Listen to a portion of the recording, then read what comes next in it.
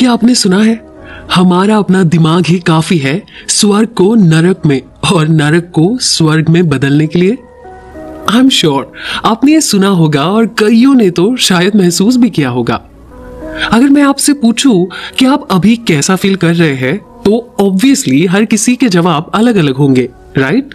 आपकी current situation आपके answers बनाती है, बट आर दे रियल? आप मुझे सवाल का जवाब दे रहे हैं या अपनी करंट सिचुएशन एक्सप्रेस कर रहे हैं? क्योंकि इसी सवाल का जवाब कल शायद कुछ और होगा। एंड यही तो बात सबसे मजेदार है, हमारी फीलिंग्स हमारे एक्सपीरियंसेस में रंग भरती है। आई रिपीट, हमारी फीलिंग्स ही हमारे एक्सपीरियंसेस में रंग भरती है। If you are feeling good, everything looks good, taste good, but if we are feeling depressed, everything looks dull, taste bad. हम अनमोटिवेटेड फील करते हैं और ऐसा लगता है मानो एक ऐसी जगह फंस गए हो जहां रहना आपको बिल्कुल पसंद नहीं। इसलिए हमारे फीलिंग्स को समझना, उन्हें कंट्रोल करना हमारा सबसे पहला और बड़ा टास्क है, जिसे हम आगे डिटेल में जानेंगे ही। क्योंकि अगर आपके इमोशंस पे एक बार जो पकड़ भारी हो गई, तो ये एक पावरफुल गाइड की तरह काम कर सकती है, जो आपको इंडिकेशंस देंगे कि आप कहां गलत जा रहे हैं और आपको लाइफ में कौन से जरूरी चेंजेस करने की जरूरत है। As I said, they may be among the most powerful personal growth tools you have. पर सैडली ये इतनी जरूरी बात हमें कोई भी स्कूल या कॉलेजेस में नहीं सिखाता। हमारे अपने पेरेंट्स तक हमें कुछ इस बारे में नहीं सिखाते। Everyone has to learn this and deal with this with their own experiences. Not fair. आज जब हर चीज के लिए मैनुअल इंस्ट्रक्शंस अवेलेबल है, तो क्यों आज तक एक भी मैनुअल इंस्ट्रक्शंस हमारे पास नहीं है to teach you how your mind works and how to use it to better manage your emotions? पर अब this summary of the book Master Your Emotions by Thibaut Meurisse is going to be the one, that one instruction manual you should have received at school, जिसकी मदद से आप न सिर्फ emotions के हर पहलू को डिटेल में जान पाएंगे, बल्कि अपने फियर, लिमिटेशंस को ओवरकम करके आप वो इंसान बन पाएंगे जो आप बनना चाहते हैं। सबसे पहले तो हम ये जानेंगे कि why we are wired to focus more on negativity, और इस इफेक्ट को काउंटर करने के लिए हमें करना क्या चाहिए।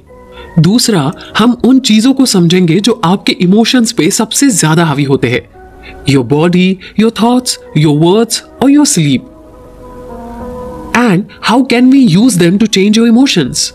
और फाइनली हम जानेंगे कि कैसे हम फियर और डिप्रेशन जैसे इमोशंस को एक्सपीरियंस करते हैं और कैसे उन्हीं को हथियार बना के हम ग्रो कर सकते हैं, पर्सनली एंड प्रोफेशनली। आपको पता है, हमारा दिमाग हमेशा नेगेटिव बातें ही सोचना ज्यादा पसंद करता है, या फिर यूं कहूं कि एक बैड सिचुएशन को वर्स्ट सिचुएशन में बदलना जानता है। इसका रीजन है our brain knows only survival. इसका सबसे बड़ा एग्जाम्पल है फियर ऑफ रिजेक्शन। पहले के जमाने में भी अगर किसी ट्राइब ने आपको अपनाने से मना कर दिया, तो आपके सर्वाइवल की प्रोबेबिलिटी बहुत कम हो जाती थी। एंड तब से लेकर आज तक वो बात हम में किसी न किसी तरीके से जेनेटिकली एनग्रेव्ड है। किसी ने आपके प्यार को रिजेक्ट कर दिया हो, बॉस ने आपके काम को रिजेक्ट कर दिया हो, then your brain starts creating even worse situation like अब आगे जॉब मिलेगी या नहीं, how will my wife take it, what will happen to my kids and so on। हमारी इसी इमेजिनरी बबल को वक्त पे समझकर हमें इससे बाहर आना जरूरी है। Otherwise, these are the ones who start playing with your emotions miserably and you end up being depressed।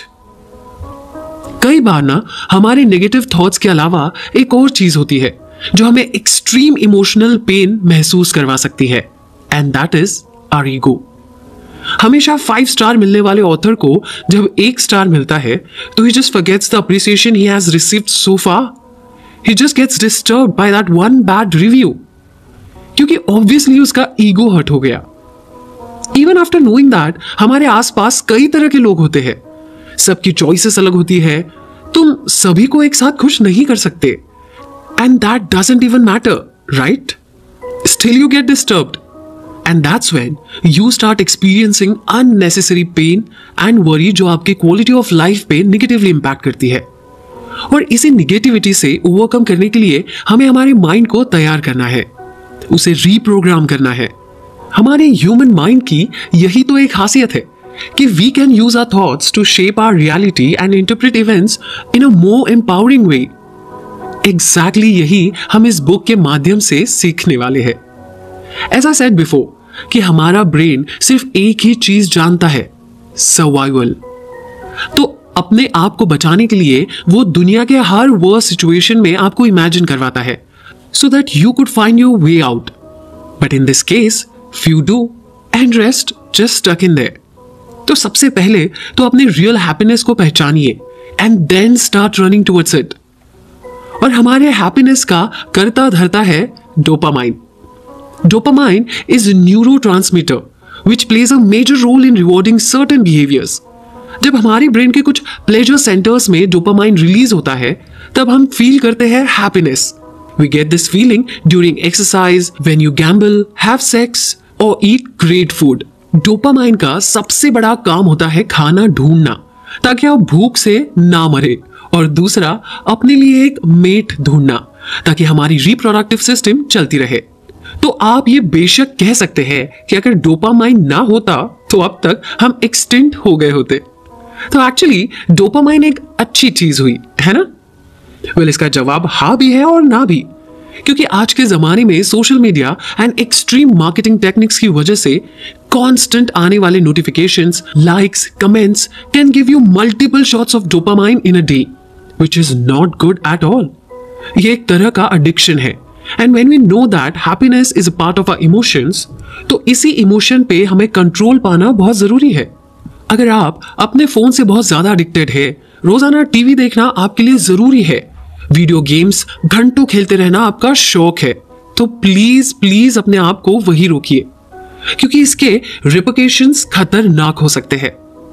कई साइंटिस्ट की रिसर्च ने यह प्रूव किया है कि too much doses of dopamine can lead to death too, so be aware. तो अपने emotions को कंट्रोल में करने के लिए सबसे जरूरी है अपने एडिक्शन को रोकना और एक असली खुशी को महसूस करना। और जो ये खुशी आपने एक बार महसूस की, तो I am sure you will know where to begin and where to stop in life. एक दिन हम ऐसा करेंगे, हम ये अचीव करेंगे and we just like to believe that. लेकिन बारी जब करने की आती है तो ये जोश सिर्फ कुछ दिन सस्टेन कर पाता है and then back to square one, है ना? What you need here is consistency, but that's a different topic of discussion.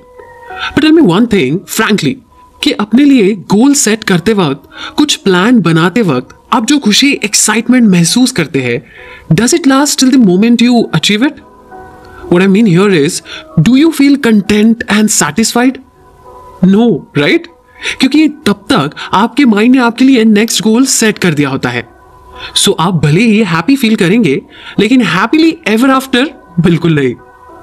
And this phenomenon of continuously adapting to new crave is known as hedonic adoption. 1978 में lottery winners and paraplegic के ऊपर की गई study was extremely an eye opening for everyone. अगर आपको वो जानना है तो जरूर डैन गिलबर्ट्स के Ted talk and the surprising science of happiness के बारे में सुने या पढ़े। मुझे गारंटी है यह आपके हैप्पीनेस के डेफिनेशन को ही बदल के रख देगा। हम ये सिर्फ सोचते हैं कि दैट्स इट, अब हमने ये पा लिया, पर इस स्टडी के मुताबिक ऐसा नहीं होता। No matter what happens to you, you will revert back to your predetermined level of happiness once you have adopted to the new event. और ऐसे ही हमारा माइंड काम करता है। हाँ, पर इसका मतलब ये नहीं है कि आप कभी भी खुशी पा नहीं सकते। It just means that in a long run ये एक्सटर्नल इवेंट्स का आपके हैप्पीनेस पे इफेक्ट बहुत कम होने लगता है, and that is a good sign actually. In fact, according to Sonja Lyubomirsky, author of The How of Happiness and many more such books, 50% of our happiness level हमारे genetic पे निर्भर करता है, 40% हमारे इंटरनल फैक्टर्स पे, जैसे कि हमारी मेंटल ग्रोथ, इमोशंस एक्सेट्रा, और सिर्फ 10% हमारे एक्सटर्नल फैक्टर्स पे निर्भर करता है। तो हम जितना अपने आप को मेंटली एंड इमोशनली स्ट्रांग रख पाएंगे, उतना ही ज्यादा हम बैलेंस्ड एंड हैप्पी लाइफ जी पाएंगे। The bottom line is your attitude towards life influences your happiness, not what happens to you. So life में कभी भी कोई भी सिचुएशन क्यों ना आ जाए, हमें 3 रूल हमेशा याद रखने होंगे। जो हमें हमारी मंजिल तक जरूर पहुंचा सकते हैं। 1. Never give up attitude. Number 2, fight back attitude. And number 3, remind yourself rule number 1। इनसे आप अपने आप को मोटिवेटेड रख पाएंगे, न्यू एक्साइटमेंट लेवल जनरेट कर पाएंगे एंड आप अपनी लाइफ एक दिन नहीं बल्कि एक दिन में बदल पाएंगे। ईगो की कुछ ज्यादा ही नेगेटिव इमेज हमने बनाए रखी है, बट ईगो का सिर्फ यही एक पहलू नहीं है। हमारी जिंदगी में हर तरह के फेजेस आते हैं, उतार चढ़ाव होते हैं और कई चैलेंजिंग सिचुएशंस भी आती है। हर सिचुएशन में हमारे ईगो का पहलू अलग होता है। You don't believe me? Let me explain. Actually ego और कुछ नहीं तो बस आपने अपनी पूरी लाइफ में बनाई हुई आइडेंटिटी होती है। और ये बनती कैसे है? तो सिंपली अपने थॉट से। और अपने सोच या दिमाग ने बनाई आइडेंटिटी का कॉन्क्रीट रियलिटी से कोई कनेक्शन नहीं होता है। आपकी लाइफ में होने वाले इवेंट्स का सच कहूं तो इतना इफेक्ट नहीं होता जितना हमारी सोच, हमारा दिमाग उसे इफेक्टिव बनाता है। ऊपर से आप अपनी वही इमेज सेट करते हैं जो लोगों के नजरों में आपके लिए होती है। प्लस ऐसे ही कई चीजें आप अपने दिमाग में बनाए जाते हैं जो आपके नाम, रिलीजन, पॉलिटिकल बिलीफ या फिर आप जिस फील्ड में काम करते हो उससे जुड़ी होती है। So the bottom line is, हमारी किसी व्यक्ति का, काम या संस्था के प्रति जो अटैचमेंट है वो हमारे कुछ बिलीफ सेट करती है। And these believes lead you to experience certain emotions जो हर्ट होते हैं तब जब उसे कोई कॉन्ट्राडिक्ट करे। And that's my friend is also a type of ego. वैसे आप ईगो को तभी जान पाएंगे जब आप सेल्फ अवेयर होंगे। People at the lowest level of consciousness are not even aware that the ego exist and as a result are enslaved by it. जबकि ऐसे भी लोग होते हैं जो हाईली सेल्फ कॉन्शियस होते हैं, ईगो के परे जाकर कई चीजें क्लियरली डिफरेंशिएट कर पाते हैं, अटैचमेंट से बने बिलीव्स और रियलिटी में फर्क समझ पाते हैं। और ऐसे लोग मास्टर बन चुके होते हैं अपने दिमाग के and are at peace with themselves. एक बात आपको जाननी बहुत जरूरी है कि ईगो ना तो बुरा है ना ही अच्छा, ये सिर्फ एक सेल्फ अवेयरनेस की कमी का एक नतीजा है। जैसे जैसे आप सेल्फ अवेयर होते जाएंगे वैसे वैसे ईगो कम होता जाएगा, since ego and awareness can not को एग्जिस्ट। हमारा ईगो एक सेल्फिश एंटिटी है जिसे सिर्फ अपना सर्वाइवल दिखता है, नो मैटर व्हाट। फिर आप कहेंगे कि हमारा ब्रेन भी तो यही करता है, right? In a way yes, but there is a huge difference. Our brain is so selfish that उसके लिए ना तो जरूरी आपकी खुशी है ना ही आपका peace of mind. On the contrary, हमारा ईगो हमें कॉन्स्टेंटली पुश करता रहता है टू डू समथिंग, कुछ बनने के लिए, कुछ प्रूव करने के लिए और अपनी एक पहचान बनाने के लिए। Because as I said, ego need an identity। और हमारी आइडेंटिटी को बनाए रखने या कॉन्स्टेंटली अपग्रेड करते रहने के लिए ये हमारी कुछ बातों का इस्तेमाल करता है, जैसे कुछ physical items like clothes, car, just to show off and tell a story about it. आप कोई भी मटेरियलिस्टिक चीजें उन चीजों के लिए नहीं खरीदते हैं। In fact you always want to share a story behind it and that's where ego comes. फिर आपकी बॉडी है जिससे वो प्रेजेंटेबल रहना चाहती है। फिर आपके रिलेशंस है, जी हाँ, आपको हमेशा लगता है दैट आपका बॉस आपसे हमेशा खुश रहे, पेरेंट्स प्राउड फील करे, वाइफ बहुत प्यार करे and to achieve all of that you keep on striving hard, है ना? ये सब पाकर, सब कुछ अचीव करके फाइनली आप सेटिस्फाइड हो या नहीं, पर एक बात तो तय है कि आपका ईगो 100% सेटिस्फाइड होता है and next day it will set a next task for you and you keep on trying to fulfill it। तो आखिर में यह आपका फैसला है कि आपको रुकना कब है। जरूरत से ज्यादा कोई भी चीज हानिकारक ही होती है। So when you'll understand that and work accordingly, आपका peace of mind तय है। The first thing to understand here is that emotions comes and go। उनके ऊपर हमारा कंट्रोल आने से पहले हमें यह जानना जरूरी है कि ये होते बड़े अनप्रेडिक्टेबल है। पल में कुछ तो पल में कुछ और। अगर आप अपने आप से हमेशा सिर्फ खुश रहने की एक्सपेक्टेशंस लेके चलेंगे तो आपका डिसअपॉइंट होना लाजमी है। अगर कोई सिचुएशन इंटेंस है तो एकदम से सहम जाना, कुछ वक्त के लिए मायूस होना लाजमी है। And please let it happen. It's a process अगर आप उस सिचुएशन को स्ट्रांगली फेस करना चाहते हैं तो उस सदमे को पहले महसूस करना, उसका एब्जॉर्ब होना जरूरी है। You must allow yourself to feel sad without adding any commentaries to it, such as I shouldn't be sad और what's wrong with me. Instead you allow reality to just be. आप भले ही कितने भी mentally strong रहे, पर कभी कभी depressed feel होना, बिट्रेड, इनसिक्योर या अशेम्ड फील करना बहुत नॉर्मल है। इससे ना तो आप कमजोर साबित होते हैं और ना ही लूजर। ये तो इमोशंस का खेल है। And do you know what's the best part about it? Emotions आते तो रहते हैं लेकिन वो चले भी जाते हैं। और सच कहो तो नेगेटिव इमोशंस कई बार हेल्पफुल होते हैं। कहते हैं ना, sometimes you have to touch rock bottom before you can reach the top. दुनिया में बड़े से बड़े लोगों ने डिप्रेशन को फेस किया है, but their strong will power of fighting back made them what they are today. देखिए ना, भले ही आपको पेन में रहना पसंद ना हो, पर यही प्राइमरी पेन आपको बताता है that something is wrong with you and takes you to the doctor. फिर चाहे वो छोटी सी सर्जरी हो, ऑपरेशन हो या कुछ और, जो आपको इस फिजिकल पेन से बाहर निकालती है। And then you start feeling better, right? Emotions भी बिल्कुल ऐसे ही तो है। ये थोड़ा नाराजगी, डिसअपॉइंटमेंट दिखा के आपको जता देते हैं that now this is the time to let go of some people, quit your job और remove a disempowering story that creates suffering in your life. हर किसी की लाइफ में कभी ना कभी तो डिफिकल्ट फेज आता ही है जिसमें हम बिल्कुल ट्रैप्ड फील करते हैं। लगता है मानो अब खुशी तो कभी मिलेगी ही नहीं, हर जगह बस अंधेरा है ना। बट आज देखिए, वो वक्त भी टल चुका है। You are at a brighter side now. पर अगर कुछ बातें, चीजें या लोग आपको आज भी खलते हैं तो पहले उनके प्रति अपने बिलीफ को बदलिए, फिर इमोशंस अपने आप बदल जाएंगे। निगेटिव बातें या थॉट्स कई सालों तक मन में दबा कर रखना भी अपने आप को तकलीफ देना है। उसे खत्म करिए। और उसके लिए अगर आपको एक फोन कॉल करना पड़े, गले लगना पड़े या बस एक सिंपल सा मैसेज टाइप करना पड़े तो हिचकिचाइए मत।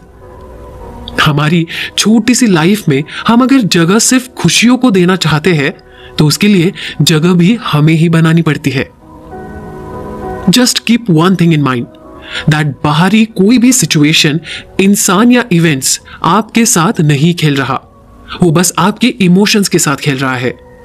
और वो इंसान या इवेंट आपके बहुत करीब है तो अफेक्ट होना लाजमी है, लेकिन अवेयर रहना कि I am hurt, deeply hurt, but at least I got to know that real face now. Emotions तो हर्ट हो गए, लेकिन अपने आप को टूटने मत देना, क्योंकि आपको तोड़ने वाला और कोई नहीं होता, आप खुद होते हैं। क्या आपको लगता है कि आपकी खुशी का रिमोट कंट्रोल आपके हाथ में है? जवाब जरा सोच के दीजिएगा। अगर है तो इससे अच्छी चीज आपकी लाइफ में और कुछ भी नहीं हो सकती। पर अगर आपका जवाब नहीं है तो समझ लीजिए कि इस जवाब को हां में बदलने का वक्त अब आ चुका है, क्योंकि आपके इमोशंस आपकी जिंदगी को काफी अफेक्ट करते हैं।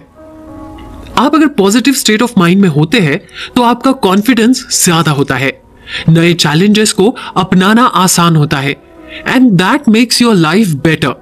अपने कंफर्ट जोन से बाहर आना आसान होता है, बेटर आइडियाज, क्रिएटिविटी होती है और भी कई पॉजिटिव इमोशंस को एक्सेस कर पाना आसान हो जाता है।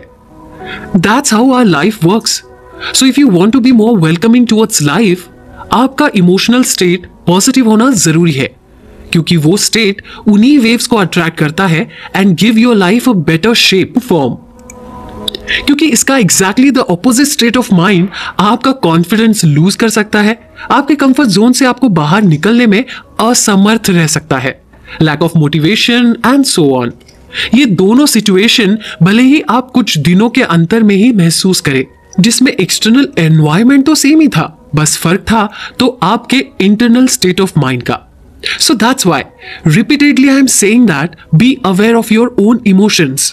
हर इमोशंस को फील करो, उसे उतना वक्त दो, उसे चले जाने दो और फिर ही आप उससे बाहर आ पाएंगे। हमारी लाइफ में अनफॉर्चुनेटली अगर कुछ गलत हुआ तो हमारी क्वालिटी है उसे वर्स्ट बनाने की। जानते हैं कैसे? फॉर एग्जाम्पल, आप आपके 30s में हैं and you are still single, तो आप उसे अपने ओवरवेट होने पे, एंटी सोशल होने पे, अपने लुक्स को ब्लेम करेंगे, राइट? जबकि ये सारी कमियां किसी और में होते हुए भी they are happily married today. The point that I want to make here is, किसी की लाइफ परफेक्ट नहीं होती है और हर चीज का एक वक्त होता है, लेकिन हमारी society, biological clock, family pressure की वजह से हम इतना ओवरथिंक करने लगते हैं कि हम वो छोटी सी बात को एक बहुत बड़ी प्रॉब्लम बना देते हैं। इसीलिए it is essential for you to remove the habit of clustering negative thoughts together. अगर आप अपनी लाइफ में सिर्फ प्रॉब्लम्स के बारे में ही सोचते रहेंगे तो आपका डिप्रेशन में जाना लाजमी है। इंस्टेड, अगर आप ये जान ले कि नेगेटिव इमोशंस सिर्फ हमारे दिमाग में ही होते हैं, असलियत में नहीं, तो एग्जिस्टिंग प्रॉब्लम को सॉल्व कर पाना आसान हो जाता है। और ऐसा कोई रूल भी तो नहीं है कि सारी problems at a time he solve करनी है। इसके लिए एक वे आउट है। अगली बार ना, जब आप नेगेटिव इमोशंस फील करें, तब उन्हें रिकॉर्ड करें। I mean, उन्हें नोट करना शुरू कर दे। जानिए कि what exactly triggers them। ऐसे करते रहने से आप इसका सर्टेन पैटर्न जान पाएंगे and it will help you next time in life to handle any situation with better perspective. There is one more way. According to a famous writer, there is a model to explain how emotional ranges are connected and how we can move up the ladder from negative to more positive emotions. आसान भाषा में अगर बताऊं तो अपने depression या negativity से बाहर निकलने के तरीके होते हैं। उनमें से ये एक है, जब भी आप बहुत निगेटिव या लो फील करते हैं तो कई बार इसकी जगह गुस्से ने ले ली होती है। हर छोटी चीज पे गुस्सा होना, चिड़चिड़ापन, ये एक तरीका है निगेटिविटी से बाहर निकलने का। You climb a step ahead in the ladder of emotions towards positivity. बेशक गुस्सा होइए, अपनी निगेटिविटी बाहर निकालिए और फिर धीरे धीरे अच्छा महसूस आप खुद ही करने लगेंगे। बेसिकली, हम जब निगेटिविटी से घिरे हुए होते हैं तब हमारे दिमाग में ड्रामेटिक डायलॉग्स चलते ही रहते हैं, जैसे क्या मैं कभी इससे बाहर आ पाऊंगा, अगर सिचुएशन इससे भी बुरी हो गई तो, क्या मेरे पास इसके लिए इनफ पैसे है, अगर मैं काम पे जा ही नहीं पाया तो, एंड सो ऑन। यही इंटरनल डायलॉग्स सफरिंग क्रिएट करते हैं। Negative emotions are not the problem, The mental suffering you create out of these emotions is। और ये सफरिंग ही हमारी सबसे ज्यादा एनर्जी कंज्यूम करती है, वरना दिन भर डेस्क पे सिर्फ बैठे रहने से कोई प्रैक्टिकली थक सकता तो है नहीं, राइट? इस बात पे एक बार सोचिएगा जरूर। हमारी स्लीपिंग हैबिट्स या रूटीन का अगर हम ध्यान रखें तो आप बदलाव महसूस कर सकते हैं। अब देखिए ना, अगर आपकी किसी दिन नींद पूरी नहीं हुई हो तो आप पूरा दिन स्लीप डिप्राइव्ड, फटीग या चिड़चिड़ापन फील करते हैं, ना किसी में कॉन्सेंट्रेट कर पाते हैं और ना ही किसी में पॉजिटिव फील कर पाते हैं। And then you end up having difficulty dealing with the negative emotions. According to a survey performed on a people suffering from anxiety और depression, most of the respondents received less than 6 hours sleep per night। इसलिए जरूरी है कि अच्छी नींद आने के लिए आप कुछ जरूरी चीजों का ध्यान रखें, जैसे सोने से पहले रूम को पिच ब्लैक कर दे, इट गिव्स कामिंग इफेक्ट। अपने आसपास मोबाइल फोन्स बिल्कुल भी ना रखे, अगर रखना ही पड़े तो एरोप्लेन मोड पे रखे। सोने से कम 2 घंटे पहले तक बहुत ज्यादा वाटर इनटेक ना ले, ताकि आप पूरी रात बिना उठे एट ए स्ट्रेच सो सके। और अपना इवनिंग रिचुअल सेट रखिए। स्लीपिंग टाइम अगर आप फिक्स रखें तो आपकी बॉडी को आदत होती है and it will help you to be on track. Try to follow the rituals even on weekends. भले ही आपको ये एक छोटी सी बात लगे, लेकिन इसके फायदे ऑन इमोशनल फ्रंट बहुत ज्यादा है। You feel fresh, you feel happy and positive, and that's the attitude we need to handle any situation. अब बात करते हैं आपके बॉडी लैंग्वेज की। Have you noticed one thing? जब भी बॉयज, मेन किसी खूबसूरत लड़की को देखते हैं, then they try to straighten their backs, expand their chest and tighten their stomachs. और वो जो पोस्चर होता है, that gives them a confidence. It's funny, right? But यही सच है। उस 2 मिनट के लिए वो हाई लेवल कॉन्फिडेंस फील करते हैं to face that situation, come out as a hero. तो fake it till you make it, simple. इसलिए रेगुलर एक्सरसाइज करना, गुड ईटिंग हैबिट्स रखना, ये सिर्फ आपको फिजिकली ही नहीं, मेंटली एंड इमोशनली भी फिट रखने में हेल्प करता है। जब आप अपने आप को आईने में देखते हैं, यू शुड फील कॉन्फिडेंट, और वही कॉन्फिडेंस आपको किसी भी तरह की चीज या सिचुएशन या लोगों से डील करने में मदद करता है। बिलीव इट और नॉट, हम जैसा अपने आप को समझते हैं दुनिया भी हमें वैसे ही समझेगी। अगर आप अपने आप का, अपनी बॉडी का, अपनी मेंटल एंड फिजिकल स्टेबिलिटी का ध्यान रखेंगे तो लोग आपके इमोशंस का ख्याल अपने आप रख ही लेंगे। अक्सर हमारी सोच ही हमें अच्छा या बुरा बनाती है। क्या आप इस बात को मानते हैं? आपके किसी और या अपने आप के लिए जो थॉट्स होते हैं वो आपकी एक तरह से पर्सनालिटी फॉर्म करते हैं। फिर आपका बिहेवियर, आपकी बॉडी लैंग्वेज और यहां तक कि आपके इमोशंस भी उन्हीं आधार पर बनते हैं। As the success expert Brian Tracy says, the key to success is to focus our conscious mind on things we desire, not things we fear. यानी हमारे इन्हीं थॉट्स को हमें कंट्रोल करना बेहद जरूरी है। जैसे कि हम जानते हैं that we have monkey mind, बिल्कुल बंदर की तरह ही हमारा दिमाग भी हर जगह उछलता रहता है, भागता रहता है, जिसे अगर हमें शांत और फोकस करना है तो मेडिटेशन ही एक सॉल्यूशन है। मेडिटेशन से आप अवेयर रहेंगे अपने कांस्टेंट फ्लो ऑफ थॉट से, पर रेगुलर प्रैक्टिस के चलते you learn to distance yourself from thoughts, reducing their power and their impact, जिसके चलते आप कम से कम नेगेटिव इमोशंस एक्सपीरियंस करते हैं और ज्यादा से ज्यादा पीस ऑफ माइंड। ये तो हुआ थॉट्स के बारे में। अब चलिए जानते हैं कि कैसे हमारे शब्द यानी वर्ड्स करते हैं हमारे इमोशंस पे इंपैक्ट। हमारे थॉट्स, इमोशंस और बिहेवियर आर इंटरकनेक्टेड और ये सब एक दूसरे को इन्फ्लुएंस करते रहते हैं। फॉर इंस्टेंस, जब आपका कॉन्फिडेंस कम होता है तब आपके वर्ड्स होते हैं I will try, I hope या फिर आई विश। पर आप अपना कॉन्फिडेंस बढ़ा सकते हैं सही शब्द चुनकर, जैसे आई विल चेंज करियर और I will complete this project by the end of this month will make you feel more confident. ऐसा कहते रहने से आपका कॉन्फिडेंस तो बढ़ता है ही, लेकिन इसके चलते आपके अंदर पॉजिटिव इमोशंस का भी आप एक्सपीरियंस कर सकते हैं, which makes you better version and help in delivering your best work too। इसलिए पॉजिटिव अफर्मेशन से आप अपनी जिंदगी बेहतर बना सकते हैं, जिसे अगर आप 1 महीना या उससे ज्यादा प्रैक्टिस करें तो मैजिकल रिजल्ट्स भी एक्सपीरियंस कर सकते हैं। एक सक्सेसफुल लाइफ किसे नहीं चाहिए, और उसमें अगर हमारी फैमिली या फ्रेंड्स का साथ आप चाहते हैं तो इमोशंस का भी ध्यान रखना जरूरी होता है। और जब आप आपके इमोशंस को कंट्रोल या पॉजिटिव रख पाएंगे तभी आप दूसरों के भी इमोशंस को समझ पाएंगे। थॉट्स हो या हमारे वर्ड्स, हम जितना इन पे फोकस करेंगे उतनी ही ज्यादा फोकस्ड लाइफ पाएंगे। क्या आप जानते हैं कि हमारी ब्रीदिंग प्रोसेस भी हमारे इमोशंस पे बहुत बड़ा इंपैक्ट करती है? जी हाँ, हम किसी भी चीज बिना जिंदा रह सकते हैं, लेकिन सांस लिए बिना बिल्कुल नहीं। पर सांस लेने का भी एक तरीका होता है। अगर हम उस तरीके से सांस ना ले तो हम हमारे अंदर उतनी ही एनर्जी जनरेट कर पाते हैं और औरों से जल्दी थक जाते हैं। And as a result we prone to experience negative emotions.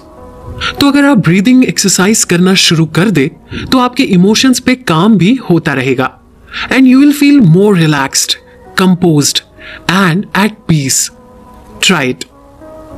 Now, even after working on your breathing thing, if you still don't feel positive or at peace, then you can check 2-3 things like आपके friends, family जिनके साथ आप ज्यादा समय बिताते हैं, TV shows जो आप यूजुअली देखते हैं और जहां आप रहते हैं।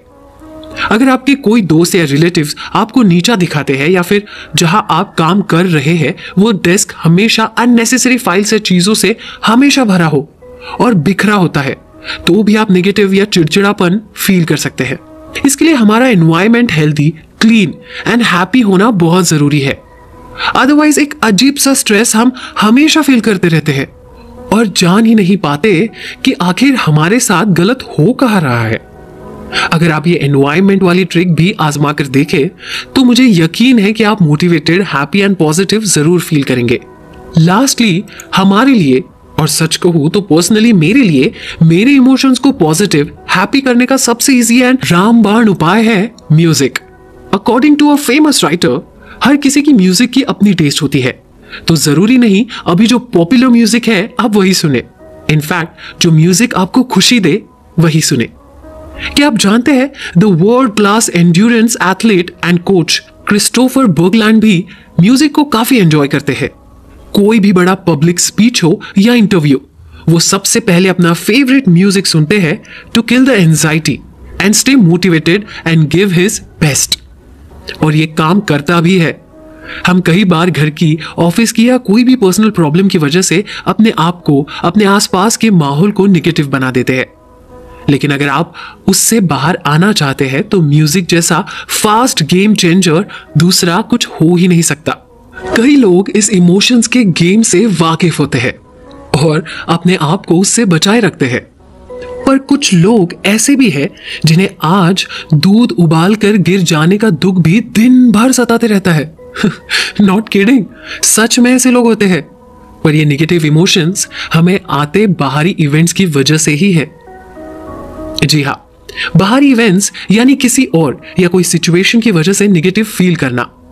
पर हम कई बार अपने ओवरथिंकिंग की वजह से भी नेगेटिव इमोशंस एक्सपीरियंस करते हैं। हमारे दिमाग में एक रैंडम थॉट आता है, फिर उससे हम आइडेंटिफाई करते हैं, जिससे कि एक इमोशनल रिएक्शन तैयार होती है।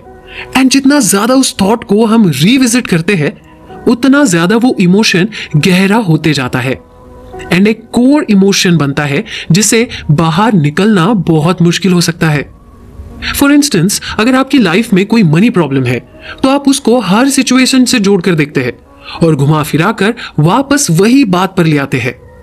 फिर अगर आपके किसी जिगरी दोस्त या फिर कॉलीग के साथ कोई झगड़ा हुआ हो तो वो सीन आपके दिमाग में बार बार रिप्ले होता है ना?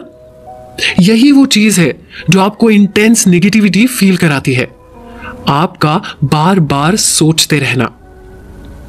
हमें जिस भी बात या चीज से गहरा सदमा लगा है, उस सदमे से अगर आप बाहर निकलना चाहते हैं तो एक रास्ता है, एक्सेप्ट इट। जितना जल्दी आप उस सदमे या फैक्ट को एक्सेप्ट करेंगे, उसे रियलिटी मान लेंगे, उस सदमे से बाहर निकलना उतना ही आपके लिए आसान हो जाएगा। Believe me, how much ever difficult it is, just try to accept it. क्योंकि इसे कोसते रहना आपको डिप्रेशन तक भी ले जा सकता है, जो कि डेंजरस है। And depression is a dark space जहां से आपको चीजें और भी ज्यादा नेगेटिव एंड इम्पॉसिबल लग सकती है। तो अपने आप को पहले ही रोक लेने में समझदारी है। You really have to be aware of your own condition, then only you can help yourself. इसलिए सिंपल रूल को हमेशा ध्यान रखें, random thought plus interpretation plus identification plus repetition is equal to strong emotion. जिस moment में आपको लगे कि आप एक ही नेगेटिव चीज के बारे में बार बार सोच रहे हैं, उसी मोमेंट अपने आप को अलर्ट करें कि ये रास्ता डेंजर जोन है। Let's accept the fact and live with it. Trust me, life आगे काफी आसान होगी, नए रास्ते मिलेंगे, नई अपॉर्चुनिटीज मिलेगी और शायद आज से अपने आप का और भी बेहतर, स्ट्रॉन्गर वर्जन आप देख पाएंगे। आपने कभी कसाई खाना देखा है? कसाई खाना देखते ही हम में नेगेटिव इमोशंस की बाढ़ आ जाती है ना? पर वही कसाई खाना बिजनेस ओनर के लिए पॉजिटिव एंड मशीन्स चलाने वालों के लिए रूटीन वाली बात होती है। यह सिचुएशन तो है एक ही, बस नजरिया अलग अलग है। यह बात जब नजरिए की हो रही है तो कुछ फेमस पंक्तियों की याद आ रही है। नजर का ऑपरेशन तो संभव है, पर नजरिए का नहीं। फर्क तो सिर्फ नजरिए का है, वरना जो सीढ़ियां ऊपर जाती है वही नीचे भी तो आती है। कितनी खूबसूरती से यहां नजरिया समझाया गया है। जिंदगी में दुख, परेशानियां, तकलीफें सिर्फ आप ही की जिंदगी में नहीं आ रही है, हर किसी को इससे गुजरना होता है। किसी के पास बहुत पैसा है तो वो खुश होगा, ये जरूरी नहीं। उसके अपने उतार चढ़ाव होते हैं। And happiness is a choice. मानो तो खुशी है, वरना आसान जिंदगी तो किसी की भी नहीं है। हमारी कुछ पेटेंट बातें हैं जिसे इतनी बार दोहरा के मानो हमने उन्हें सच मानना शुरू कर दिया है। जैसे कि कम से कम 70 की उम्र तक तो जीना चाहिए, अभी तो मेरी शादी होना मस्ट है, कंप्लेनिंग इज नॉर्मल, अपने पास्ट को कुरेदते रहना कोई बुराई नहीं है, जब तक मेरी लाइफ में ये हो ना जाए तब तक मैं खुश नहीं रह पाऊंगा। उम्र 70 की हो या 7, मरना तो निश्चित है, फिर भी हमने ऐसे रूल दिमाग में बना लिए हैं कि ज्यादा उम्र में मरो तो ठीक है, वरना गॉन टू सून। क्या हम सिर्फ वो चला गया कह सकते हैं? फिर चाहे वो बुजुर्ग हो या जवान, हमारा नजरिया वो चला गया से ज्यादा कम उम्र में चला गया इस पे निर्भर करता है, जो बिल्कुल गलत है। फिर बात करते हैं शादी की उम्र की। शादी की ये स्पेसिफिक उम्र किसने डिसाइड की है? अब तक तो हो ही जानी चाहिए थी।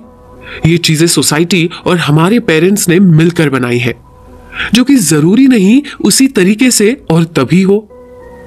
अगर किसी की भी जिंदगी एक जैसी नहीं होती तो ये पेचीदा रूल्स कैसे हो सकते हैं? Now the third one is complaining is normal. कई दफा complaining has come out of your ego, जो कि बिल्कुल भी कंस्ट्रक्टिव नहीं होता।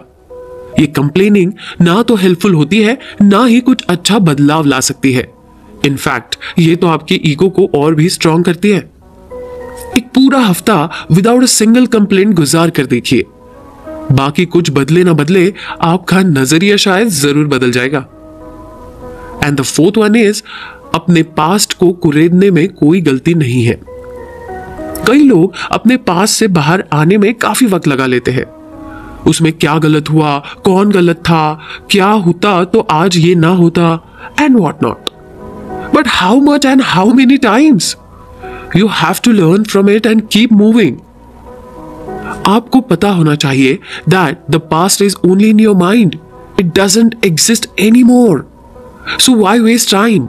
अपनी गलती से सीखिए और नए नजरिए के साथ आगे बढ़िए। That's it. हमने आज तक यही बताया और सिखाया गया है कि अगर निगेटिव इमोशंस आपके दिमाग में आए तो उसे दबा दो, उसके बारे में ज्यादा मत सोचो, कुछ अच्छा सोचो, पॉजिटिव सोचो। By doing so, you let them sink deeper into your subconscious, allowing them to become a part of your identity. और इसकी वजह से आप कई बार गिल्टी या I'm not good enough ऐसा फील करते हैं। हम ना कई बार एक तरह का इमोशनल बैगेज कैरी करते रहते हैं जिसकी जरूरत नहीं है। अगर उस इमोशनल इंसिडेंट्स में गलती आपकी है तो खत्म भी आप ही को करना होगा।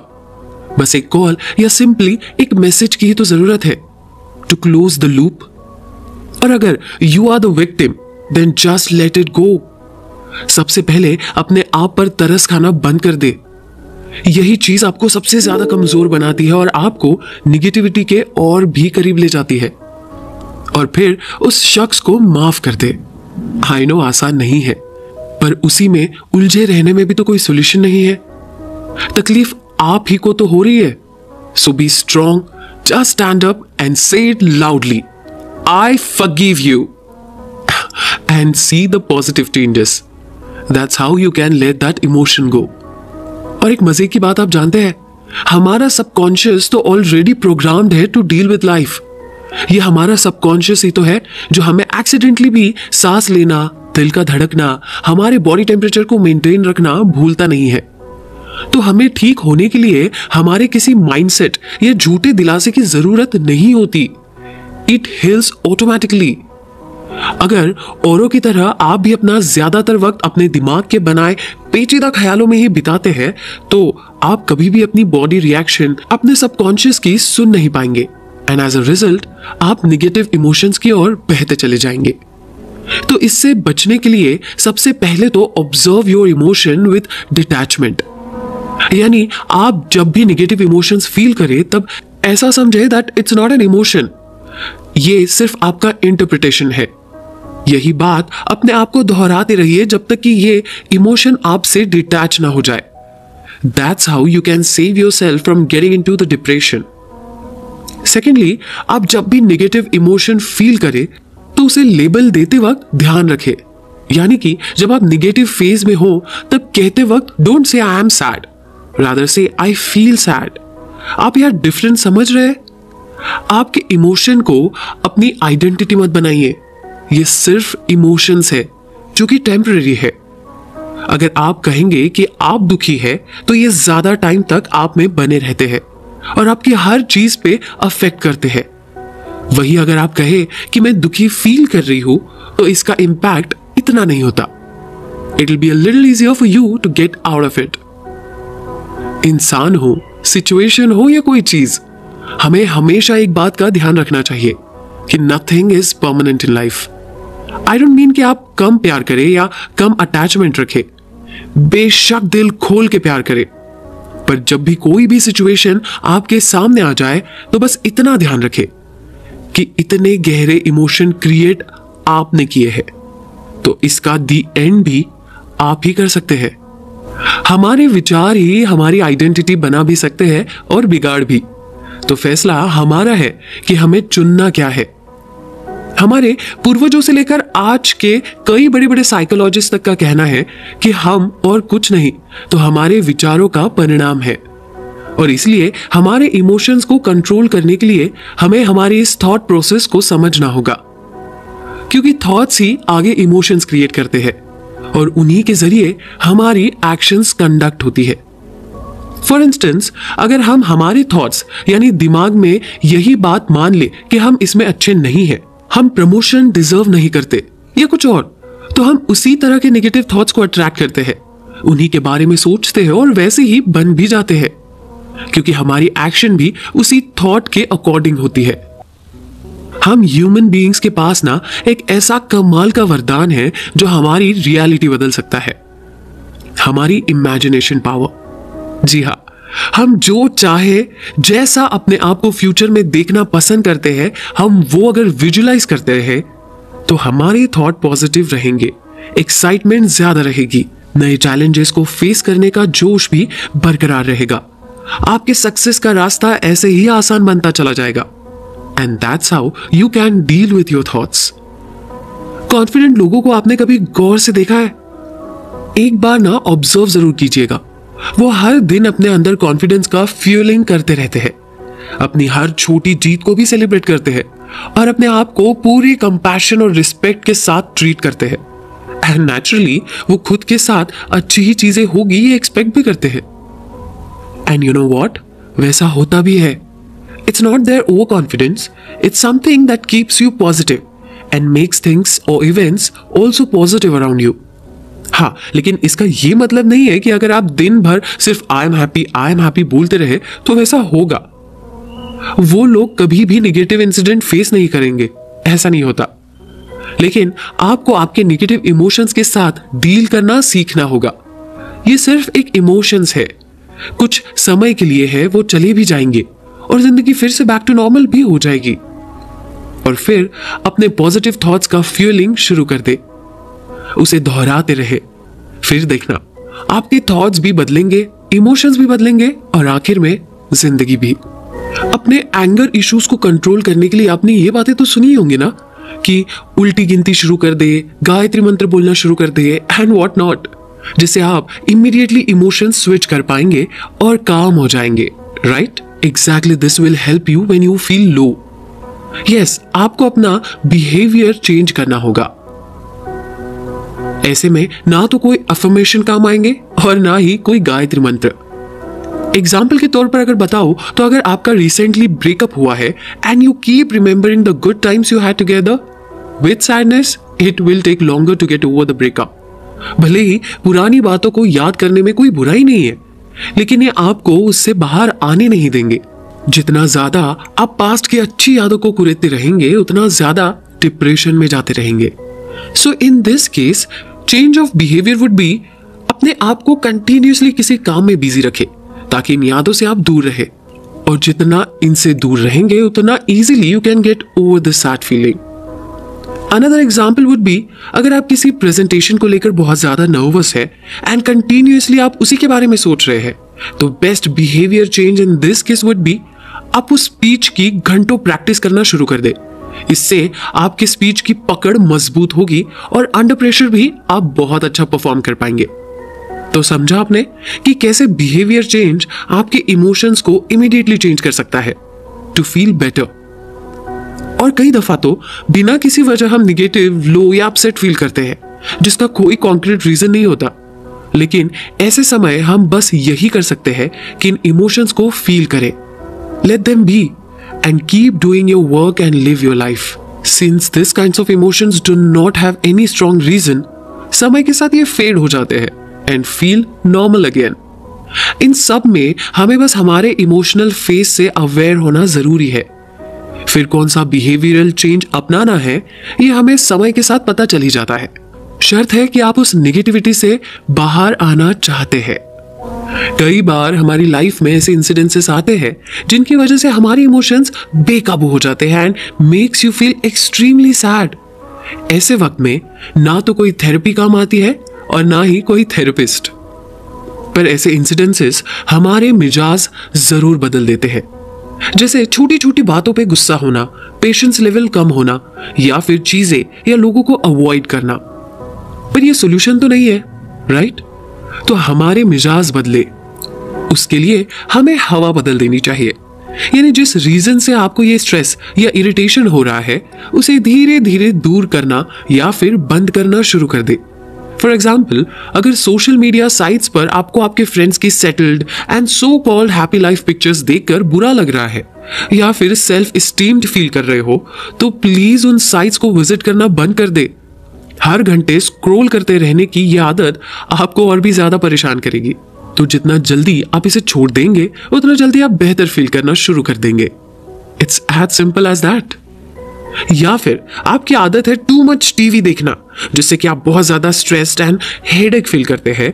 You should reduce your time to spend watching it. Addicted to watch web series and movies all the time आपको अपने लोगों से दूर कर सकते हैं and as a result you start feeling lonely. तो इससे पहले कि आपका मिजाज आपके फ्रेंड्स फैमिली की तरफ बदले, अपनी हवा बदल दे, अपना स्क्रीन टाइम कम कर दे और वक्त के साथ बंद भी। रूल सिंपल है, जितना आज में आप जिएंगे उतना कल आपका बेहतर होगा। हम इंसान हैं तो दुखी होना, नाराज होना, गुस्सा करना लाजमी है। इसमें कोई नई या अलग बात तो नहीं है। हाँ, लेकिन अगर कभी हमें डिप्रेस्ड डॉल्फिन, कैट जो रिलैक्स ना हो, फ्रॉग जो सेल्फ एस्टीम्ड हो, चिड़िया जो हेट्रेड या रिजेंटमेंट कैरी कर रही हो, तो वो बात अलग है ना? जोक असाइड, पर बात सच में सोचने वाली है कि क्या जानवर भी कभी लो फील करते होंगे? उनके भी दिल टूटते होंगे? क्या वो भी डिप्रेशन में जाते होंगे? और अगर होंगे भी तो how do they even get over it? I am sure उन्हें कोई प्रोफेशनल थेरेपिस्ट तो मिलते नहीं होंगे। So how do they help themselves? हम बस इतना यकीन से कह सकते हैं कि वो खुद ही अपना रास्ता निकाल लेते होंगे और हमें भी यही करना है। Yes, my friend, we have to do just that. Help yourself. अगर छोटे मोटे इमोशनल ट्रॉमा या निगेटिविटी से आपको बाहर निकलना है तो कुछ शॉर्ट टर्म तरीके बहुत इफेक्टिव होते हैं। जैसे कि अपने आप को डिस्ट्रैक्ट करना, कुछ ऐसा जिसे आपके कंप्लीट अटेंशन की जरूरत हो, या फिर अपने रेगुलर पैटर्न को ब्रेक करने के लिए कुछ अनयूजुअल करो, जैसे चिल्लाओ, सिली डांस करो या कोई स्ट्रेंज आवाज निकाल के बात करो।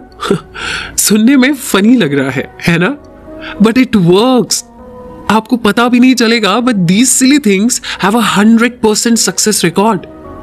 फिर शॉर्ट टर्म डिस्ट्रैक्शन के लिए आप म्यूजिक भी सुन सकते हैं, वीडियो गेम्स है, ऑनलाइन शॉपिंग है, और भी ऐसे कई तरीके आप आजमा सकते हैं to get rid of negativity. अब बात अगर डीप इमोशंस, डिप्रेशन की हो, तो ऑब्वियसली उससे बाहर आने में वक्त भी ज्यादा लगता है, जिसके लिए कुछ लॉन्ग टर्म तरीके होते हैं जो आप आजमा सकते हैं। जैसे कि पहले तो अपने नेगेटिव इमोशंस को एनालाइज करें, यानी पेन एंड पेपर लेकर नोट डाउन करें कि आपको ये सारी नेगेटिव फीलिंग्स किस वजह से और क्यों फील हो रही है, और फिर अपने आप से पूछे कि क्या आप इन फीलिंग्स को लेट गो कर सकते हैं। और अगर जवाब नहीं है तो रेगुलर बेसिस पे अफर्मेशंस, विजुअलाइजेशन और रिलेटिव एक्सरसाइज करना शुरू कर दे, ताकि ये आदत धीरे धीरे आपको उससे बाहर निकालेगी। कई बार हम जिस एनवायरनमेंट में रह रहे हैं वो भी हमारी नेगेटिविटी का कारण हो सकता है। ऐसे में सबसे पहले अपनी जगह बदले, और अगर कुछ लोग आपके नेगेटिविटी का कारण है तो उनसे मिलना जुलना कम कर दे। अपने आप को हर चीज में बेहतर बनाने पे जोर दे, यानी सुबह एक्सरसाइज करना, मेडिटेशन करना, हेल्दी फूड खाना, रेस्ट करना और डीप ब्रीदिंग करना।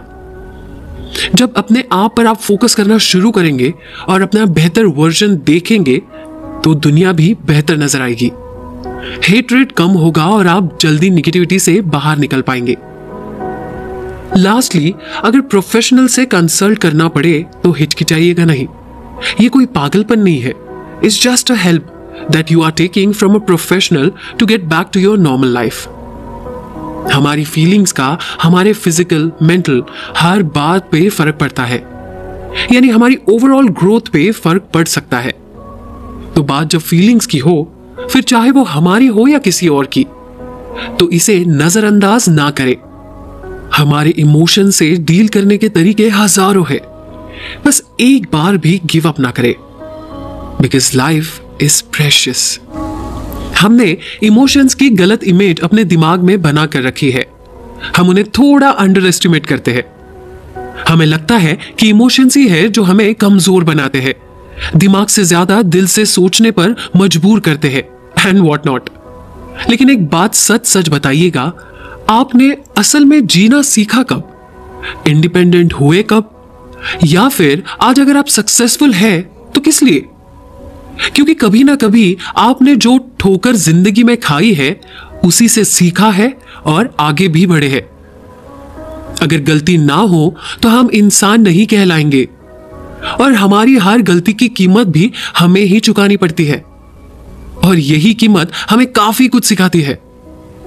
आपने देखा होगा ना कि अगर आप किसी बहुत बड़े सदमे के बाद या फिर किसी धोखे के बाद जब वापस अपने आप को संभाल कर काम पे जुट जाते हैं, तब आपके काम में सिंसियरिटी, फोकस कभी भी ज्यादा होता है। क्यों पता है? क्योंकि उस सदमे ने, उस इमोशनल ट्रॉमा ने आपको एक साइलेंट सीख दे दी होती है, जो आपको मेंटली एंड इमोशनली ग्रो कराती है। बात सिर्फ नेगेटिव इमोशंस की नहीं है। If you are happy and content, still you grow by accepting all the challenges in life, by being fearless and open to all the new opportunities. So the point I want to make here is, emotions always help us grow in life.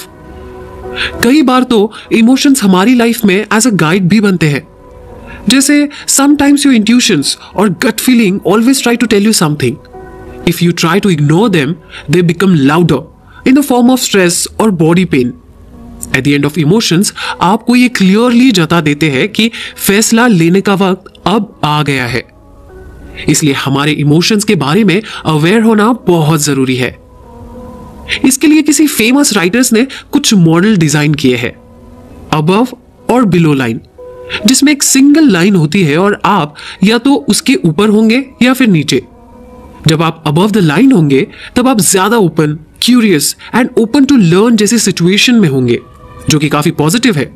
लेकिन जब आप below the line है तब आपको बस सही होने से मतलब है, जिसकी वजह से आप डिफेंसिव रहते हैं, नई आइडियाज के लिए बिल्कुल भी इंटरेस्टेड नहीं रहते, etcetera. Simply when you are above the line you are conscious, when you are below the line you are unconscious. बिल्कुल ऐसा ही एक और मॉडल है, फियर वर्सेस लव।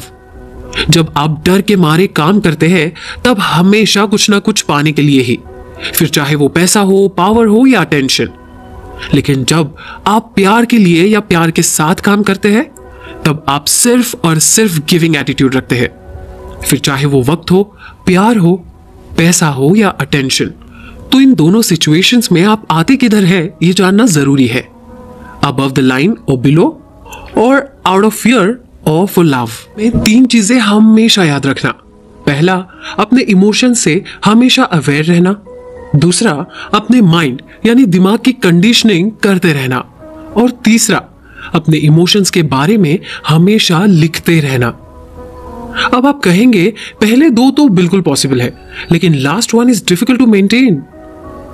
है, बिल्कुल डिफिकल्ट है, लेकिन बस पहले कुछ दिनों तक। Once you get habituated, nothing can stop you. ये आपको भले ही बोरिंग लगे, मोनोटोनस लगे, लेकिन I request you please stick to it. ये लिखते रहने से आपको अपने इमोशंस के बारे में कई बातें समझ आएगी, कई बातें आप आसानी से लिंक कर पाएंगे।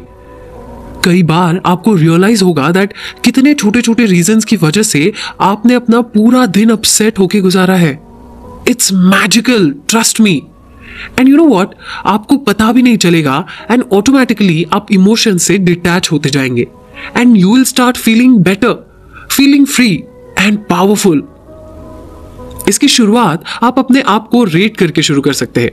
जैसे spend a couple of minutes each day to record how you feel and rate yourself on a scale of 1 to 10.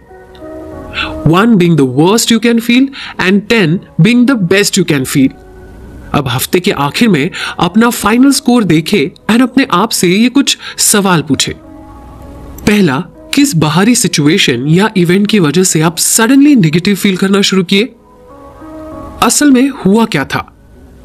आपने उससे क्या इंटरप्रेट किया? क्या आपका इंटरप्रिटेशन एक्यूरेट था? क्या आपने अगर कुछ अलग इंटरप्रेट किया होता तो आपको बेहतर फील होता? आपने उस बात पे सोचकर कितना टाइम वेस्ट किया? क्या आपने खुद को डिस्ट्रैक्ट करने की कोशिश की? Were you successful? And so on. ये सवाल आपको काफी मदद करेंगे आपके एक्चुअल इमोशनल स्टेटस को जानने के लिए। सी, अगर आपको कोई बताएगा नहीं, सजेस्ट नहीं करेगा, तो आप ये इमोशंस रिकॉर्डिंग कॉन्सेप्ट को सीरियसली नहीं लेंगे। लेकिन अगर आप किसी इमोशनल ट्रॉमा या टॉर्चर से गुजर रहे हैं and you need help, then why don't you try this? At least ये किसी ने एक्सपीरियंस किया हुआ फुल प्रूफ तरीका तो है। हर रोज अपने इमोशंस का एक जर्नल बनाने से शायद आपको इसके लिए कोई अवार्ड या अप्रिसिएशन मेल भी ना आए। ये आपको अपने आप से जरूर मिलाएगा और ये भी जताएगा कि ups and downs is a part of life. It's not only you suffering in this world. And ये बात जब आप जान जाएंगे ना, तब लाइफ की बड़ी से बड़ी सिचुएशन में भी आप चट्टान की तरह मजबूत रहेंगे।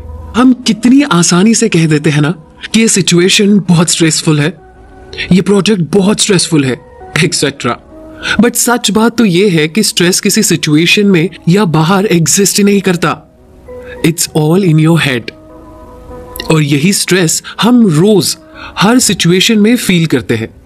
पर इसी स्ट्रेस से ना जाने कितने लोगों की जाने गई है, कईयों ने अपने लव्ड वंस को खोया है। इसलिए हमें स्ट्रेस को जानना होगा। स्ट्रेस बहुत बड़ी बीमारियों में से एक है और बेस्ट पार्ट इज स्ट्रेस पूरी तरह से आपके कंट्रोल में है। आप इसे संभालने में जितना ज्यादा रिस्पॉन्सिबल बनेंगे, उतना ही ज्यादा और उतना ही जल्दी आप सक्सेसफुल रहेंगे। In fact you can grow using stress. बस कुछ बातें रेगुलरली फॉलो करनी होगी। पहले तो वो सिचुएशंस को ढूंढे जो आपको स्ट्रेस दिलाती हो, जैसे ट्रैफिक जैम हो, प्रोजेक्ट डिलीवरी हो, एक्सेट्रा। उन्हें रीफ्रेम करें, यानी जब भी आपके सामने कोई सिचुएशन आई हो जिससे आपको स्ट्रेस हुआ हो, उस सिचुएशन को आपने अपने दिमाग में इंटरप्रेट किया है, so that interpretation actually causing the stress, otherwise you would be stress free. और अपने आप को कुछ सवाल पूछे, जैसे क्या ये सिचुएशन सच में उतनी स्ट्रेसफुल थी? इसे स्ट्रेसफुल बनाने के लिए मेरा बिलीफ क्या था? अब इसे कम या खत्म करने के लिए मुझे क्या सोचना या करना ज्यादा जरूरी है? ये कुछ सवाल है जिसका जवाब भी आपका दिमाग आपको अपने आप ही दे देगा, and will also give you the clearer picture of the real situation. ज्यादा सोचिए मत। कई बार हमारी ओवर थिंकिंग ही हमारे स्ट्रेस का कारण बन जाती है। हो सके तो सीधा भिड़ जाए। सिचुएशन को डील करना ज्यादा आसान होता है देन कैसे उससे डील करेंगे इसके बारे में सोचना। और स्ट्रेस के भी 3 टाइप है। पहला जो पूरी तरह से आपके कंट्रोल में है, दूसरा जो कुछ हद तक आपके कंट्रोल में है, जैसे इंटरव्यू और अ मैच, और आपको एंड रिजल्ट भले ही ना पता हो, लेकिन giving your best, practising harder can boost your confidence and make things less stressful for you. और तीसरा जिसपे आपका बिल्कुल भी कंट्रोल ना हो, जैसे कि ट्रैफिक जैम। सो अगर आप अपने दिमाग में कोई भी सिचुएशन इस तरह से सेग्रीगेट भी कर पाए या करना सीख जाए, तो भी आप स्ट्रेस मैनेज करने में बेहतर बन सकते हैं। Let's talk about our worries now. Stress कोई भी प्रेजेंट सिचुएशन को लेकर होता है, जबकि वरी हमारे पास्ट एक्सपीरियंसेस या फ्यूचर को लेकर होता है। जैसे कि traffic jam, your boss is yelling at you, ये स्ट्रेसफुल सिचुएशन हो सकती है। लेकिन वरी यानी फैमिली, हेल्थ, फिनांस के बारे में चिंतित रहना कि अब आगे मेरा क्या होगा, पिछली बार ऐसा हुआ था। So can you see the link between past and future? That's where worry occur. इसमें भी इसी तरह से वरी मैनेजमेंट कर सकते हैं। हमारी ओवर थिंकिंग को हमने बस कुछ सवाल करने हैं और इन्हें भी 3 तरीकों में सेग्रीगेट करना है। पहला, जो पूरे आपके कंट्रोल में है, दूसरा जो कुछ हद तक आपके कंट्रोल में है, और तीसरा जो बिल्कुल भी आपके कंट्रोल में नहीं है। और वरी मैनेजमेंट में जो तीसरा पार्ट है ना, वो सबसे इंपॉर्टेंट है। चीजें या सिचुएशन जो बिल्कुल ही आपके कंट्रोल में नहीं है, ऐसे में acceptance is the key my friend. Situation को आप जितना जल्दी एक्सेप्ट कर लेते हैं, उतना स्ट्रेस भी कम होगा और चिंताएं भी, क्योंकि अगर कुछ कर पाते तो अब तक कर लेते, किसी से करवा पाते तो वो भी कर लेते, है ना। जब कोई रास्ता ही नहीं है तो मंजिल तक पहुंचेंगे कैसे। ऐसे में जहां है, जैसे है, जो भी है, एक्सेप्ट इट। हम जिंदगी में कई लोगों से मिलते हैं, कई खास रिश्ते बनाते हैं, और उन्हीं से कभी कोई एक गलती हो जाए या ऐसा कुछ जो आपके एक्सपेक्टेशन से परे हो, तो आपको सिर्फ बुरा ही नहीं, आप तो उनके लिए मन में गुस्सा भी लेकर बैठ जाते हैं और सोचते हैं कि मेरी चुप्पी ही अब उसकी सजा होगी या उसकी गलती के रियलाइजेशन का एक जरिया। क्या सच में? इसी को कहते हैं रिजेंटमेंट। और सबसे पहले तो हम अपने बच्चों के नाम पूरी जिंदगी कर देते हैं, हर चीज उनके लिए करते हैं, और आजकल तो उनसे भी एक्सपेक्टेशंस रखना अनफेयर है, या यूं कहूं कि गलत है। तो आप किसी और से एक्सपेक्टेशंस रख भी कैसे सकते हैं? इससे तकलीफ सिर्फ आपको ही होनी है। नेल्सन मंडेला ने इस पर क्या खूब कहा है, रिजेंटमेंट विष का वो प्याला है जिसे निगलते तो आप है और मरने की कामना दुश्मन की करते हैं। So much rightly said। यहां भी अपना वही रूल ज्यादा डैमेज करता है।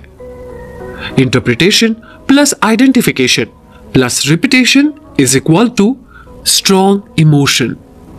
फॉर इंस्टेंस, अगर आपके किसी फ्रेंड ने आपको धोखा दिया हो या आपसे छुपाया हो तो बुरा लगना इज ऑब्वियस, लेकिन उस इवेंट को ना जाने क्या सोच सोच कर इंटरप्रेट करना और उसकी गलती को गुनाह बना देना, ये काम आपने किया है, उसने नहीं। Moreover, because of that resentment, you identified some rubbish reasons in your head and keep on thinking about it, another mistake that you do। बात सिर्फ बुरा लगने तक रोकी जा सकती थी, लेकिन आपके इमोशन अगर उस पर्टिकुलर व्यक्ति के लिए गहरे हैं, तो आप उससे सीधा ये बात कम्युनिकेट करें, उनके सामने अपनी डिसअपॉइंटमेंट को जाहिर कीजिए। मैटर सॉल्व भी हो जाएगा और आपका रिश्ता शायद और भी गहरा हो जाए। Give it a thought guys. कोई भी चीज या इंसान को फॉरगेट या फॉरगिव हम तभी कर पाएंगे जब हम अपनी खुशी को ज्यादा इंपॉर्टेंस देंगे। आई रिपीट, कोई भी चीज या इंसान को हम तभी फॉरगिव या फॉरगेट कर पाएंगे जब हम अपनी खुशी को ज्यादा इंपॉर्टेंस देंगे। जब हम छोटे थे तो अपने दोस्त के घर पे आई कोई नई चीज हो या उसके पास खाने को कुछ अच्छा हो, हम अक्सर रो रो कर अपना बुरा हाल करते थे। That I want the same thing, मुझे भी वो चाहिए, अब भी क्या भी। कुछ पेरेंट्स तुरंत हाजिर भी कर देते थे और कुछ डांट या मार खिलाकर चुप करवा देते थे। उस वक्त जो वो फीलिंग थी ना, उसे जेलसी बोलना थोड़ा ज्यादा हार्श होगा। वो तब बस एक बच्चों वाली जिद थी जो कि तब तक ही ठीक थी। लेकिन जब हम बड़े हुए, अपने अपने फील्ड में हमने कुछ अच्छा किया, सेटल हुए, लेकिन आज भी जब भी हम अपने किसी दोस्त या कॉलेज टाइम के राइवल्स या कॉलीग्स को अपने से बेहतर या तरक्की करते देखते हैं, हमें थोड़ा बुरा लगता है। We start feeling jealous.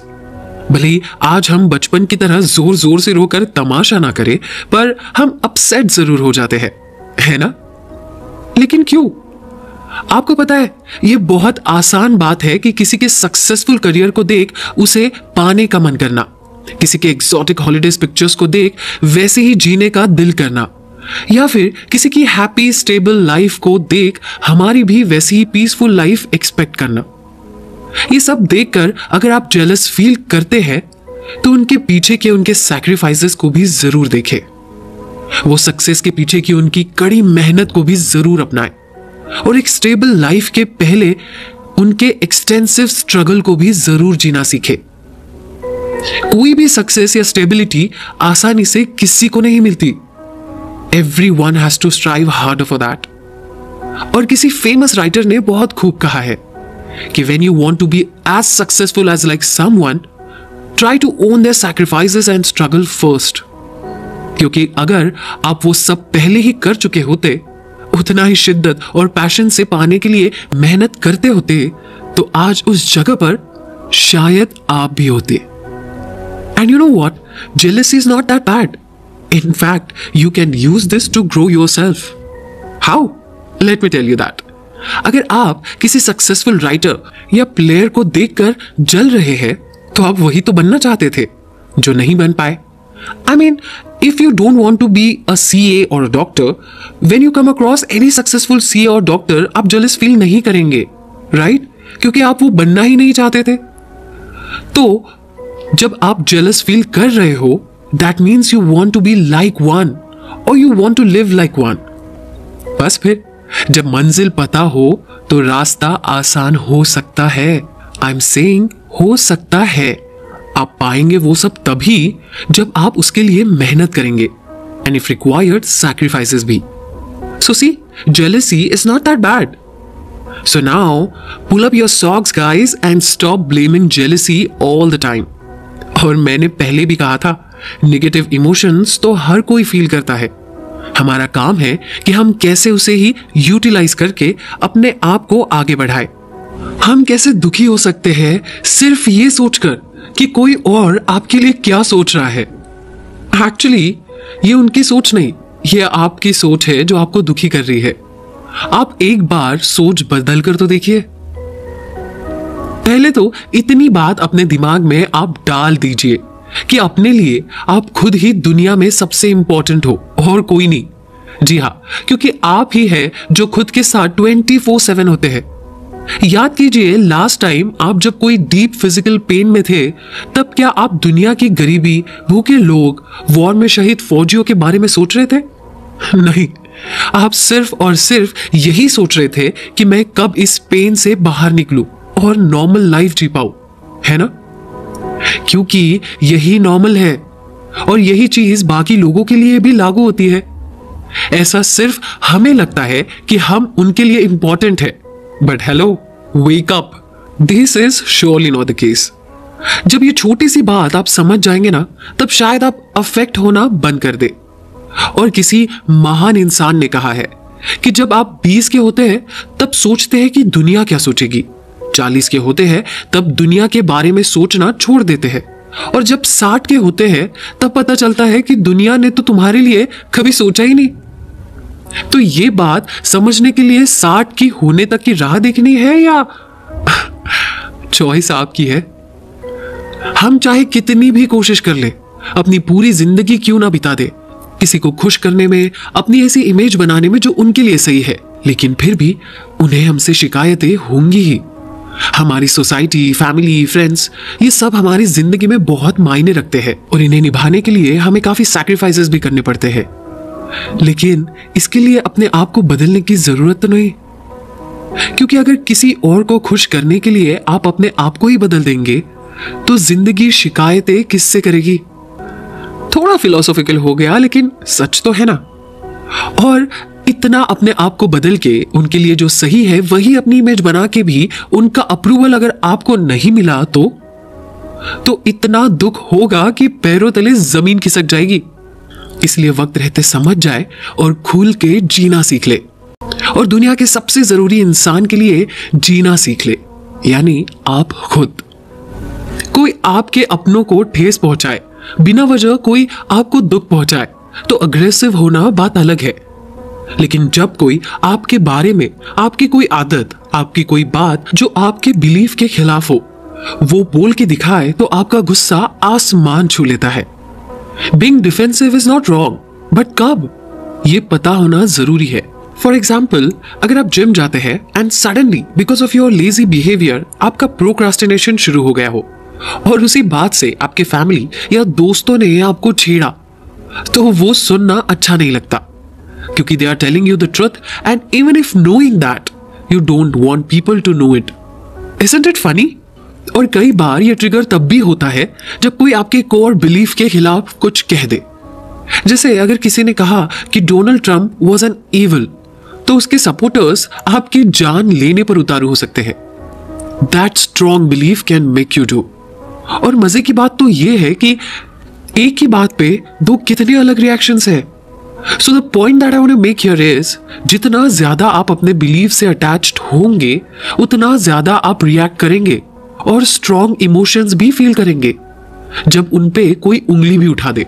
तो अगली बार जब आप ऐसा कुछ फील करें तो सोचे कि कौन सी बात ने आपको सबसे पहले ट्रिगर किया, आपको इस बात का इतना बुरा क्यों लगा, या आपके कौन से बिलीफ के चलते हुआ, और क्या आप उस बिलीफ को लेट गो कर सकते हैं, और आपका जो ये बिलीफ है इसमें कितनी सच्चाई है। ऐसा करने से आपको अपने ही बारे में कई चीजें पता चलेगी। सेल्फ एनालिसिस होगा, पल भर के लिए ही क्यों ना हो, अपने स्ट्रॉन्ग इमोशन से आप डिटैच हो पाएंगे और रियलिटी को क्लियरली देख पाएंगे। और जब आप अपने ही कोर बिलीफ को लेट गो कर पाएंगे तब आपको डिफेंसिव होने की कभी जरूरत ही नहीं पड़ेगी। And that's how you grow using this very emotion.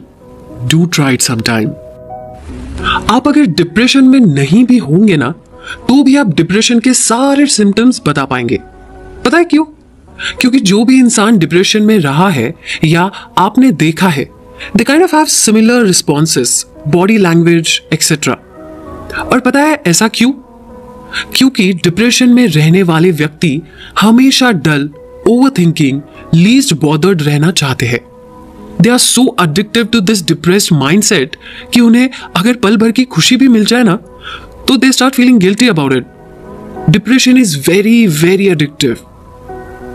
जैसे कि इस बारे में हमने पहले भी कहा है कि हमारे नेगेटिव थॉट्स ही हमें यहां तक ले जाते हैं। किसी अनफॉर्चुनेट इंसिडेंट्स का होना, उसे हमारे दिमाग में इंटरप्रेट करते रहना एंड रिपीटेटिव मोड में बस उसी के बारे में सोचते रहना। These are the stages before you feel depressed। लेकिन गुड न्यूज ये है कि अगर हम डिप्रेशन को क्रिएट कर सकते हैं तो हम उसे डिस्ट्रॉय भी तो कर सकते हैं। बस उसके लिए ना कुछ तरीके हैं जो आप आजमा सकते हैं। जैसे कि अपने आप को बिजी रखें, आपको जो करना सबसे ज्यादा पसंद है, हॉबी है या कुछ सीखना चाहते हैं तो आप उसे जरूर करें, ताकि वो काम करने में अपने आप को आप ज्यादा से ज्यादा इन्वॉल्व कर पाए और कुछ सोचने के लिए वक्त ही ना मिले। As mentioned in Dale Carnegie's book, Alfred Adler used to advise to his patients, अगर तुम ये प्रिस्क्रिप्शन बस 14 दिन तक फॉलो करोगे तो डिप्रेशन से कोसों दूर रहोगे। और वो प्रिस्क्रिप्शन थी कि 14 दिनों तक हर रोज किसी एक इंसान को खुश करने का जरिया सोचे, चाहे वो कोई भी हो, बस एक तरीका हर रोज। सबसे पहले तो खुश करने के तरीके सोचने में ही आप में जो पॉजिटिव वाइब्स इंस्टिगेट होती है, वहीं से आपके डिप्रेशन का अंत शुरू हो जाता है। फिर उसे एग्जीक्यूट करना और उनकी वो खुशी देखकर आपको जो तसल्ली मिलती है वो किसी संजीवनी बूटी से कम नहीं। और इस एक्सरसाइज को 14 दिनों तक फॉलो करना यानी डिप्रेशन को जड़ से उखाड़ने जैसा है। सो अगर आप या आपका कोई करीबी डिप्रेशन से गुजर रहा हो तो ये तरीका जरूर आजमाइएगा। The results will be miraculous. एक ही मोटिवेशन ज्यादा देर तक लास्ट नहीं करता, पर जनाब लास्ट तो आपका नहाना भी नहीं करता, इसलिए तो हम रोज नहाते है ना। तो मोटिवेटेड भी हमें रोज रहना होगा, उसके लिए कुछ करना होगा। लैक ऑफ मोटिवेशन के कई रीजंस हो सकते हैं, जैसे कि आप अपने पसंद का काम ना कर रहे हो, प्रोक्रास्टिनेट कर रहे हो या कुछ और। लेकिन इसके एंड रिजल्ट्स एक ही होते हैं, you end up sucking at your job. Reason चाहे जो हो, आपको ये काम पैसों के लिए करना पड़ रहा है, माँ बाप की खुशी के लिए करना पड़ रहा है, whatever may be the reason. अगर उधर कुछ कर नहीं पा रहे तो जो अच्छा कर सकते हो उस पर फोकस करो, अपना ज्यादा से ज्यादा टाइम स्पेंड करो सो दैट वो काम या खूबी में आप इतने माहिर हो जाए कि जो काम आपको करना पसंद नहीं है उसे छोड़ पाए और आपकी इसी खूबी में अपना करियर बना लीजिए। ऐसे डिसीजंस को हम अग्रेसिव तो नहीं कह सकते, लेकिन हाँ इसमें जरूरत होती है कंसिस्टेंसी की, कांस्टेंट अपग्रेडिंग की और नेवर गिव अप एटीट्यूड की। और मजे की बात तो यह है कि अगर आपको यह काम पसंद है तो उसे करने के लिए अपने आप को पुश करने की भी जरूरत नहीं पड़ती। आपका विजन ऑलरेडी काफी बड़ा होता है और इसे पूरा करना आपका मानो मिशन बन चुका होता है। The point is it's okay to be in a bad job. It's okay अगर आप मोटिवेटेड फील नहीं कर रहे, लेकिन उसके लिए आप कुछ कर भी तो नहीं रहे, and that is my friend is not okay. आपने किसी नोबेल प्राइज विनर को कहते सुना है कि वो रिटायर हो गए हो, या किसी मिलियनर ने अपनी सारी दौलत बेचकर किसी आइलैंड पे रहने चले गए हो? नहीं ना, क्योंकि ये लोग अपने आखिरी दिन तक काम करते हैं। पता है क्यों? Because they love what they are doing and that is enough for them to keep motivated and doing best. और काफी बातें आपकी पर्सनालिटी पे भी डिपेंड करती है। अगर आप इंट्रोवर्ट है तो वैसे ही करियर ऑप्शंस चूज करें जो आपको ज्यादा स्ट्रगलिंग ना लगे, हर दिन निकाल पाना मुश्किल ना हो जाए। Always know your personality first, और फिर ही अपने लिए करियर ऑप्शन चूज करें। आपका सक्सेस रेट भी हाई रहेगा and you will stay motivated. कई बार आपने आपका गोल तय कर लिया होता है, लेकिन फिर भी वो आपको मोटिवेटेड नहीं कर पाता, राइट? तो ऐसे में आपने जिस तरीके से उसे एग्जीक्यूट करना शुरू किया है उस पे काफी चीजें निर्भर होती है। फॉर इंस्टेंस, आपका गोल है गेटिंग फिट बॉडी, तो उसके एग्जीक्यूशन की पहली सीढ़ी होती है वेट लॉस, जिसके लिए आपको आपके खाने पे कंट्रोल लाना होगा, एक्सरसाइज शुरू करनी होगी एंड हेल्दी लाइफस्टाइल को अडॉप्ट करना होगा, which seems like a task for you. तो ऐसे में take a small step first. सब कुछ एक साथ शुरू ना करें। पहले जो भी खा रहे हैं वो सब खाए, लेकिन बस क्वांटिटी कम कर दे, and gradually climb the ladder. This will be easy to execute, consistency भी बनी रहेगी एंड रिजल्ट्स थोड़े पॉजिटिव भी देखने को मिलेंगे, एंड ये सब आपको मोटिवेटेड रखेंगे। और लाइफ में जब भी जिस भी काम में आपको लगे that you are stuck, don't panic. पहले तो उससे बाहर निकलने के लिए जो भी करना पड़े उसकी लिस्ट बनाए, उससे शुरुआत करें जो आप काफी वक्त से टालते आ रहे हैं, और फिर उसे पूरा कर सेंस ऑफ अचीवमेंट को फील करें। That small motivation easily take you out of that zone where you were feeling stuck. हमारी जिंदगी की हर प्रॉब्लम का सॉल्यूशन हमारे ही पास होता है, पर न जाने क्यों हम उसे सुलझाने के दूसरे रास्ते ढूंढने लगते हैं। उस प्रॉब्लम से जब हम भागना बंद कर देंगे तो रास्ते भी अपने आप ही मिल जाएंगे। बस अपने आप पर जोर जबरदस्ती ना करे, तरस ना खाए और ना ही खामियां ढूंढे। अपने आप को किसी भी परेशानी से बाहर निकालने के लिए आपको ना तो मोटिवेशन की जरूरत है, ना थेरेपिस्ट की, और ना ही किसी अच्छे मौके की। It's all in your mind. Don't let him be the master, you be the master of your own emotion.